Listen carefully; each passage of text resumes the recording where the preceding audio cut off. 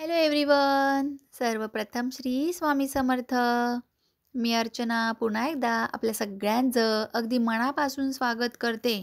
स्वामींचरणी नेहमी मी मनोमन एकच प्रार्थना करत असते की माझ्या परिवारातील या सर्व सदस्यांच्या सगळ्या चांगल्या इच्छा लवकरात लवकर पूर्ण करा आणि यासोबतच चांगलं आरोग्य सगळ्यांना मिळू देत. अशी प्रार्थना स्वामींचरणी अर्पण करून आजच्या आपल्या विषयाकडे वळूया. कारण बघा, आपण बँक बॅलन्स वाढवण्यासाठी खूप प्रयत्न करत असतो. म्हणजेच आपल्या रोजच्या गरजा, दैनंदिन जीवनामध्ये लागणाऱ्या वस्तू या सगळ्यांसाठी दिवस-रात्र आपण कष्ट करत असतो, राबत असतो. अगदी 12-12, 10-10 तास आपण घराच्या बाहेर असतो. तर या सर्व सुखसुविधा किंवा लागणाऱ्या गरजा आपल्या पूर्ण व्हाव्या यासाठी आपण या सगळ्या गोष्टी करत असतो. पण यामध्ये एक गोष्ट अत्यंत अशी महत्त्वाची आपल्या जीवनामध्ये किंवा आपल्याला जगण्यासाठी आवश्यक आहे, ते म्हणजे पुण्य. पुण्याचा बँक बॅलन्स देखील आपल्याला योग्य तो प्रमाणात साठवलाच पाहिजे. कारण आपण या कलियुगात आहोत.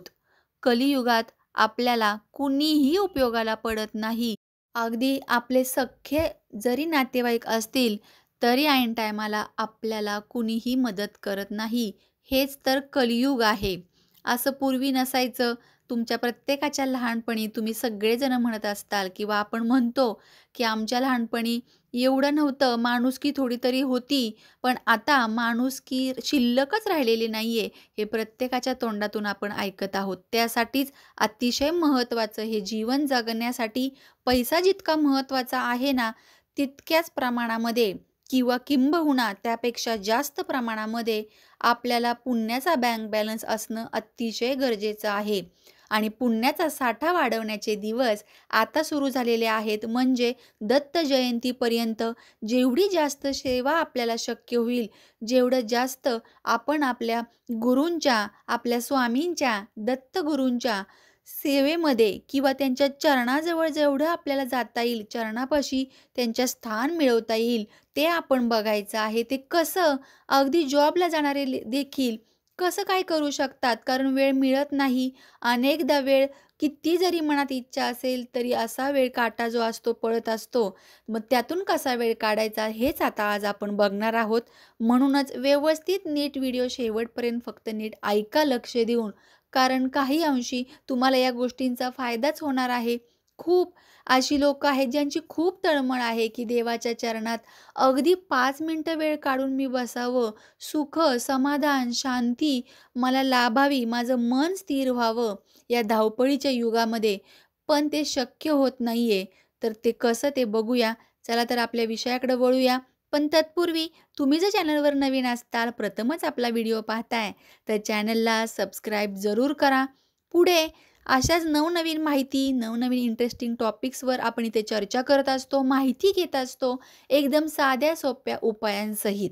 तर आपल्या विषयाकडे वळूया, की या दत्त जयंतीपर्यंत आत्ता जे काही दिवस भेटलेले आहेत, अगदी 5, 7, 10, 11, 21 कितीही दिवस असू द्यात तुमच्या हातामध्ये, हा व्हिडिओ जेव्हा तुम्ही पाहताय, त्यानंतरचे कितीही दिवस तुमच्या हातात शिल्लक असू द्या किंवा अगदी दत्त जयंतीच्या नंतर देखील तुम्ही पाहताय, तरीही सेवा करायला त्याच दिवसापासून सुरुवात करा आणि बघा आयुष्यामध्ये किती छान-छान गोष्टी तुमच्या तुमच्या मनासारख्या होऊ लागतील. कारण पुण्याचा बँक बॅलन्स जर शिल्लक असेल ना, तर पूर्वकर्म, प्रारब्ध हे देखील हळू नष्ट होत जातं आणि देवाच्या चरणापाशी राहणं म्हणजे काय?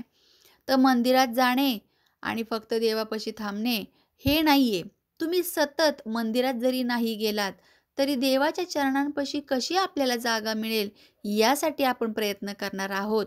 तर सकाळी जर तुम्ही लवकर उठत असताल, तर सकाळचा आपण वेळ निवडायचा आहे. एखादी गोष्ट किंवा एखादं थोडंसं काहीतरी कामामध्ये ॲडजस्ट करून फक्त 5च मिनिटं वेळ काढायचे आहेत. सुरुवातीला तुम्ही अगदी 2 मिनिटं वेळ काढा, 3 मिनिटं, नंतर ते 5 मिनिटं तुम्ही वाढवायचे आहेत.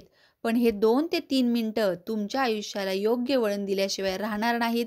रोजच्या धकाधकीच्या जीवनातून बाहेर काढण्यासाठी टेन्शन, अडी चिंता, यासोबत आरोग्याच्या तक्रारी, कुरबुरी चालू आहेत. तर या सगळ्यातून क्षणभर विश्रांती म्हणूनच तरी तुम्ही आपल्या देवाचं जे काय आहे नामस्मरण किंवा काय सेवा करता येईल याकडं आपण वळूया. तर काय करू शकतो आपण? सकाळी जर तुम्ही समजा 8 वाजता घर सोडत असाल, तर साधारणतः थोडंसं 10 मिनिटं लवकर उठा. तुम्ही ज्या टायमिंगला उठता, त्या टायमिंगच्या अगोदर नित्यकर्म म्हणजे अंघोळ वगैरे तुम्ही आवरून, तुम्ही लगेचच देव्हाऱ्यापाशी तुमच्या मंदिराच्या घराच्या ठिकाणी जायचं आहे. देव्हाऱ्यापाशी बसायचं, दिवा लगेच लावायचा, अगरबत्ती किंवा धूप लावायचा आणि तिथेच आसन घेऊन बसायचं आहे. विदाऊट आसन बसायचं नाही. लगेच हात जोडायचे आणि तुम्ही बरोबर 21 वेळा श्री स्वामी समर्थ, श्री स्वामी समर्थ श्वास घ्यायचा आणि मग श्री स्वामी समर्थ म्हणून थोडंसं थांबायचं. श्वास जो आहे तुम्ही रोखून धरायचा आहे पोटामध्ये, नाभीच्या इथं आणि नंतर लगेच श्वास सोडायचा आहे. असं करत-करत तुम्ही हे जे आहे 21 वेळा नामस्मरण करायचं आहे. 21 वेळापेक्षा जास्त होऊ शकते, 21 वेळापेक्षा कमी पण होऊ शकतं. यामध्ये काही म्हणजे असं नाहीये की कमी झाले, जास्त झाले. अगदी तुम्ही 2 मिनिटाचा अलार्म लावून तुम्ही करू शकता हे. ज्यांना 5 मिनिटं, 10 मिनिट वेळ काढणं शक्य आहे, त्यांनी 5 ते 10 मिनिटं जरी तुम्ही सेट केला मोबाईलमध्ये टायमिंग आणि जर केलं तरी चालणार आहे. शेवटी देवाला आपण आपला भाव जो आहे मनातला अंतःकरण ते महत्त्वाचं आहे. आता बरेच जण म्हणतील टायमिंग लावून आपण देवाची सेवा करायची का? किंवा काय? पण जे जॉबला जातात, ज्यांचं धावपळीचं जीवन आहे, विशेष करून महिला आणि बरेच पुरुष देखील, मग त्यांना किती पण मनात इच्छा असते, तर ती गोष्ट होत नाही. प्रवासात देखील बसमध्ये वगैरे ती गोष्ट जमत नाही.